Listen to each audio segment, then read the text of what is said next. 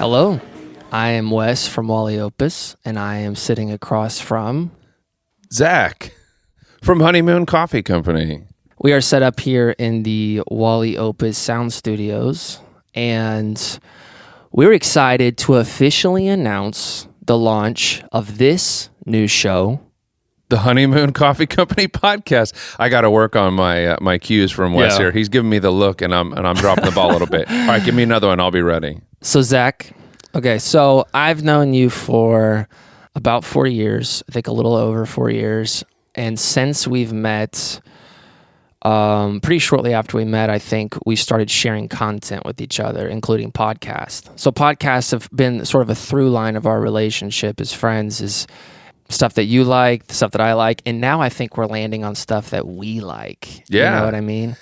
And through that journey, somehow it got brought up that you sent me some recordings that you had made with your wife, Jessica, and they were related to your business, about stories and about operations, and I found them interesting. But I want to know from your perspective, when there are thousands and thousands, maybe 1 million podcasts on the internet by now, why start a podcast?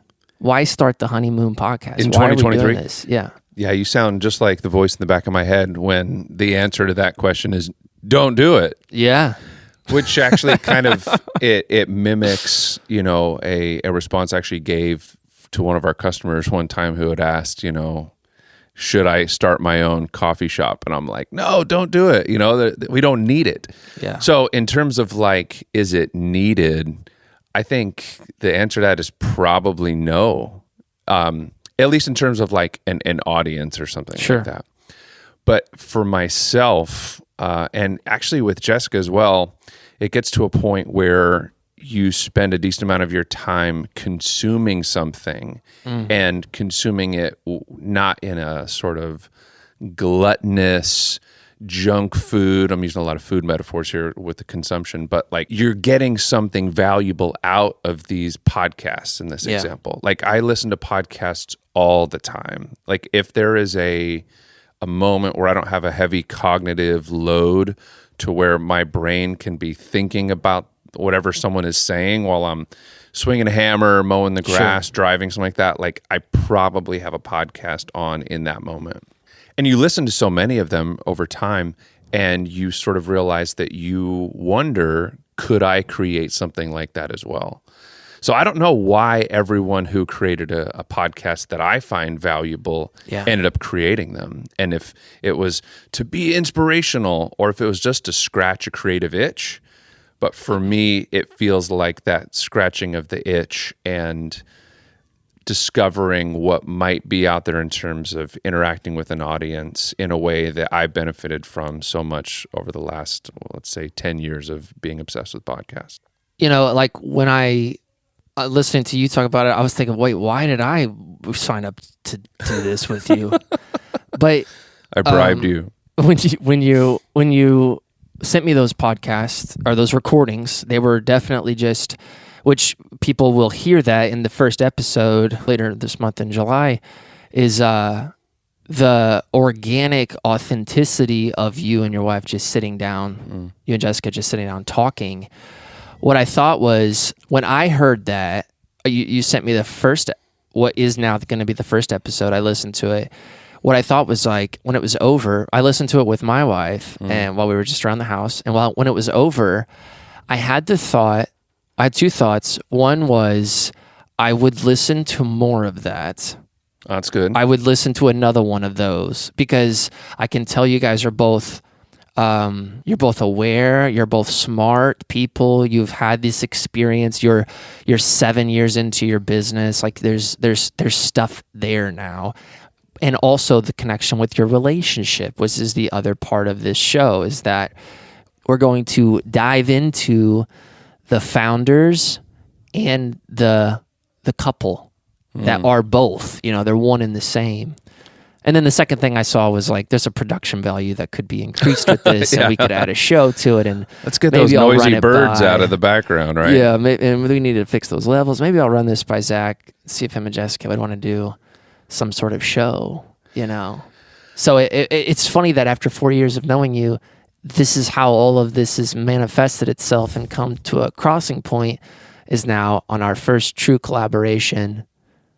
It's now our second collaboration. We did a coffee roast together. That's true. But this is what it is, I think we both recognized something in each other that resonated with these sort of content pieces. And everybody knows you as a creative person, and you're in the music industry and you're working with creatives all the time. And I don't play music. Yeah. I don't have like an instrument on that level, but I do enjoy, like I had a guy yesterday, actually kind of a mentor kind of guy, who asked me, he's like, what is the thing that really makes you come alive? And I immediately flashed to like moments with Jessica, with my wife. Like I love spending time with her, which is what makes it great that we are forced to do business together in so many different ways. But then we enjoy being away from the business together as well. But then I also flashed to some of like the really like intense present moments that we have had, and with some of the men's activities that we've done, where we are just all in and focused and sort of rising to the occasion of being kind of as real as possible with each other. So whatever that sort of mix is of being very present, and to the extent you can get that in a conversation with the right types of questions and context, every once in a while, I think we can achieve that together in a conversation, and that's what I pick out of the meaningful podcasts that I find.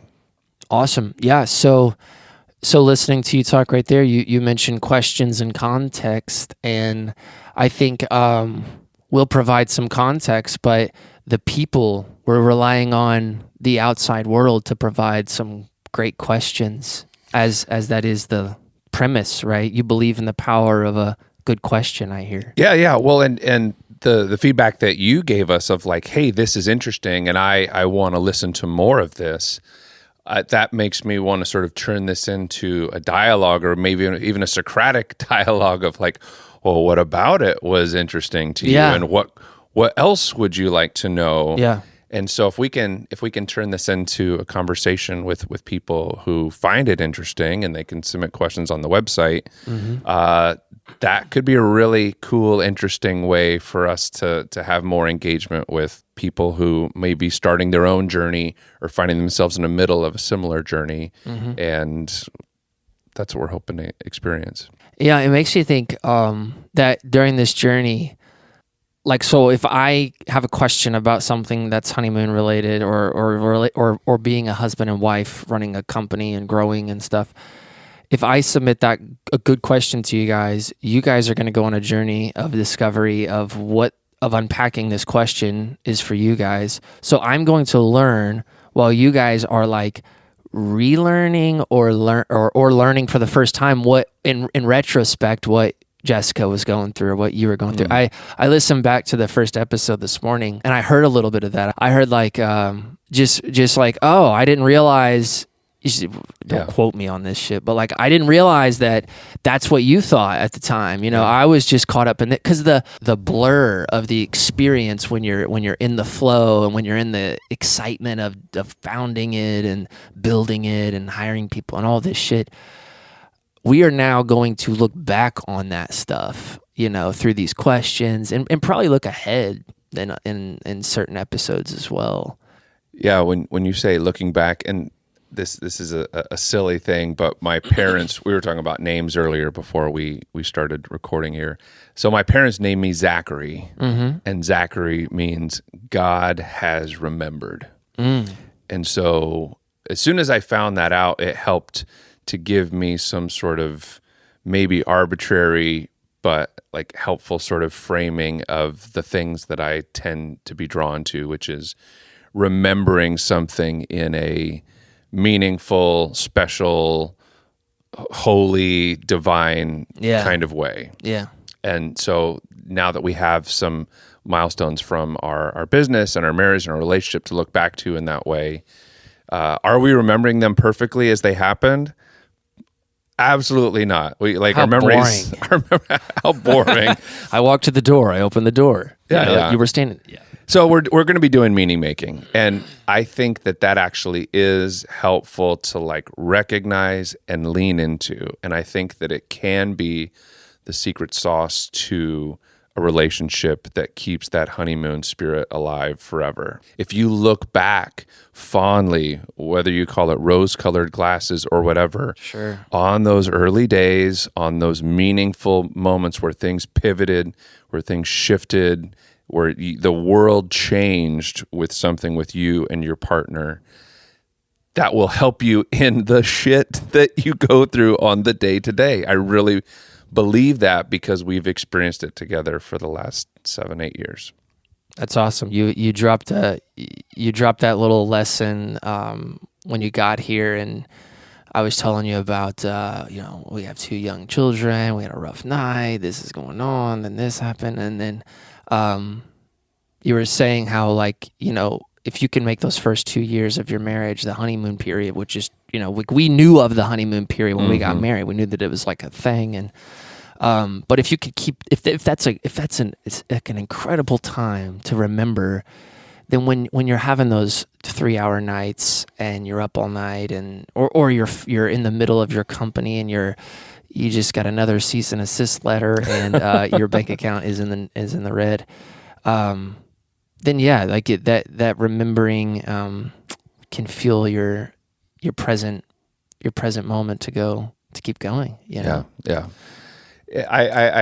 I'm in my 40s now, and for better or worse, I've had a lot of friends that have gone through divorces and near divorces and struggles and affairs and heartbreaks, and that tends to be what we go to when we get real and we talk about the current state of the relationship, and she did this and he did that and I can't believe and she's changed so much, and we just sort of look back to what that beginning was like. Yeah. That's resonating with me. I'm like remembering 3 or 4 moments, and just in other contexts as well, Yeah. And it's like in some ways we do change, but in other ways, if what we saw in that other person, what they saw in us is possible to return to, then we can do that again. Yes. Yeah. Bring it to mind, deciding this is the spirit that we want to have in our relationship and returning to it. Yep. So we're talking a lot about relationships. I know we use business as kind of like a filter and a frame and a context to get into some other things. But even though it's a coffee shop, we're dealing with people all the time. Yeah. Employees, customers, vendors, partners, all these things are different relationships with people. Mm-hmm. And we try and keep that in mind, even though at the end of the day, it's a coffee company. But really, I feel like that's the it factor, and you probably will talk more about this as time goes on with this show, but we talked about it last week. It got brought up that, while humbly saying this, it's like honeymoon's 7 years old, and that's like you've beat the odds in several statistical business. Will it last this long? And other chains around town have popped up in Evansville, where we're located. Other chains have popped up and went away. So I think like there really is something under all this that is of high value. I know it's not always easy as the people in it. I think you recognize it. I think Jessica is like coming to recognize the fact that like no, this is really interesting. There's a lot in here, There's part of me that thinks like there has to be something interesting, because I look at that stuff too. Like we should have failed. We could have failed so many different ways, and elements of our business kind of have failed, and I think it's important that we talk about that. But we are still growing, and if I'm honest, I don't actually know why. And so I'm actually hopeful that through good questions and conversation that we can maybe illuminate some of what sort of does work. Yeah. So even if some people might disagree with our approach on some things, that actually might be helpful for us to understand how we're different in good and bad ways, and the way that we tend to make decisions. because that just helps us understand what it is that we're doing that happens to be working right now. Yeah. Awesome. And who knows where this podcast leads you guys, because we've discussed this in the past. Myself, I think I would have answered all these questions similarly to you, where it's like, I don't really know if there's anything. I just feel called that I love podcasts. There's the call to adventure. I'd like to share that. I don't know who's going to listen to it. And then through different routes, certain people hear it and they reach out, and you really learn a lot. And then maybe it leads to opportunities that you could never have imagined, even though only 14 people heard it that day or some sort of crazy stuff, But so keeping in time with the honeymoon tradition of syncing up launches and releases with the phases of the moon. That's right. This episode, or this podcast, is going to be shared about twice a month. I say about twice a month because if you're used to like the normal, the phase of moon is usually around 28 to 29 days, and so that works out to about 4 weeks. And so our thought here was that we would release something on a full moon and a new moon. That's correct. With the first official episode, this is our introduction, but the first one's going to drop on July the 17th. That's it. And will be available everywhere that you listen to podcasts, including wherever you're listening to this one right now. We'll probably be recording the next one in between when this is released, and then so if folks want to submit questions, they can do that at our website. That's right. honeymooncoffeeco.com/podcast. That's exactly right. And the question, it's open. It's open for submitting. So we have our first episode, and the only thing I want to mention about it is that the launch point is the most asked question. We're starting with what is the most asked question. Don't answer it, but that's what you and Jessica are going to address on the first episode. That's right. All right. So thank you, Zac, for giving Wally Opus the opportunity to produce this podcast. It's our first collaboration with another brand to provide this service. It's something that we're really excited about. Brooklyn Hoffeditz on our team, she's partnering with you guys. She's leading this whole thing on my end. So I'm really excited to see where it heads. And then, any other words from you? Yeah, well, thanks for having me down to the studio. Being in this space is pretty great. Obviously, you've got a great audio quality setup, and you're going to help us to improve our recordings and get something of high quality out there. But if you're listening to this and you feel that kind of call to adventure, you and I were really into Joseph Campbell and kind of still are, and his whole idea of the call to adventure. But here's your call. Like, if you have a question for us, we'd really appreciate what you can do to help build out what these next few episodes are going to be about. So please submit it and respond to the call. Awesome. All right. Well, thank you, Zac, and thank you everybody for listening. And we'll see you at episode 1. We'll see you on the full moon. Hey, thanks for listening to the introduction episode of the new Honeymoon Coffee Company podcast.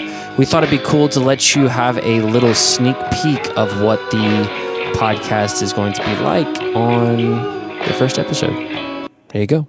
I think we were only open probably a month, and we were so small. I mean, we were maybe getting like $200 or $300 in sales in a day, but we get this corporate letter in the mail. It's like certified mail, and you're out of town. Yeah, was it like to the attorneys of Honeydew Coffee Company which or we something had like none. that? We had no attorney. To the legal representation. Interestingly, as I was opening the paperwork, I was at the shop, and our customer was Doug, who ended up being our attorney. So I'm opening this and I'm like, oh my gosh. And I know he's an attorney, so I just show it to him, which is probably super annoying for him. Shout out to Doug Briotti, Esquire. Attorney at law. I don't know if he's an Esquire or not, but it sounded good. I think he is. I don't know. Who was I with when I found out this news when you got the letter? So I was in California. Oh, who was I with? Oh, you were with Guy Raz. Yeah, my best friend, my bro, Guy Raz. Stop. He doesn't even know who you are. No, he doesn't. We were at Ted Women.